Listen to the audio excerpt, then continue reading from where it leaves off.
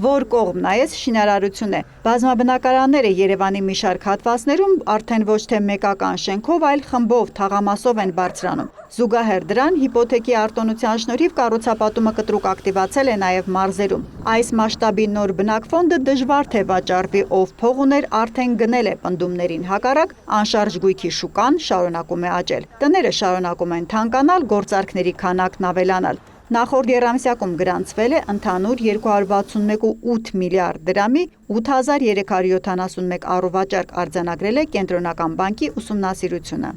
Նախորդ եռամսյակի նկատմամբ գները բարձրացել են շուրջ 5%-ով, իսկ անցած տարվա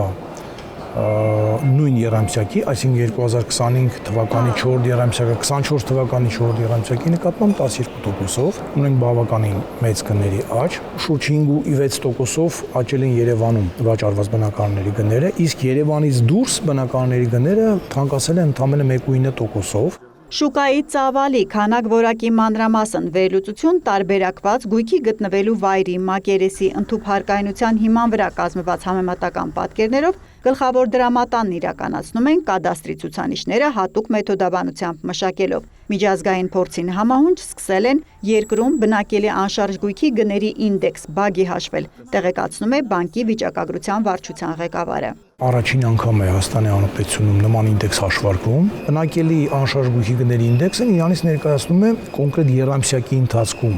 վաճառված բնակարանների եւ առանձնատների գների ընդհանուր մակարդակի տոկոսային փոփոխություն։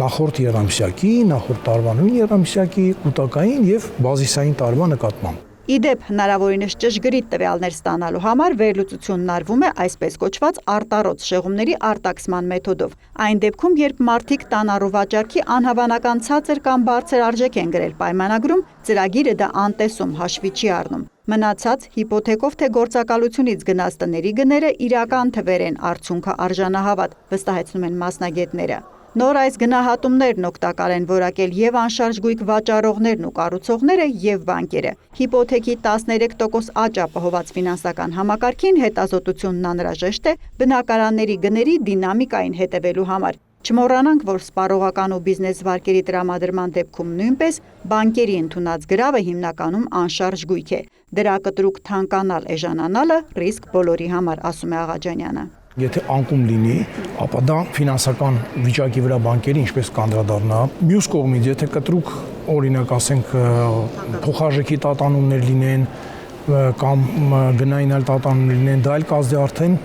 վարկառուների ֆինանսական վիճակի վրա, այնպես որ այս ցուցանիշը շատ կարևոր ինդիկատոր է եւ մակրոֆինանսական վիճակի գնահատման եւ մեր պրուդենցիալ գործիքների արդյունավետության գնահատման տեսանկյունից։ Բագին Կենտրոնական բանկում հաշվարկում են եռամսյակը 1 հրապարակում տվյալ ժամանակաշրջանին հաջորդող 45-րդ օրը։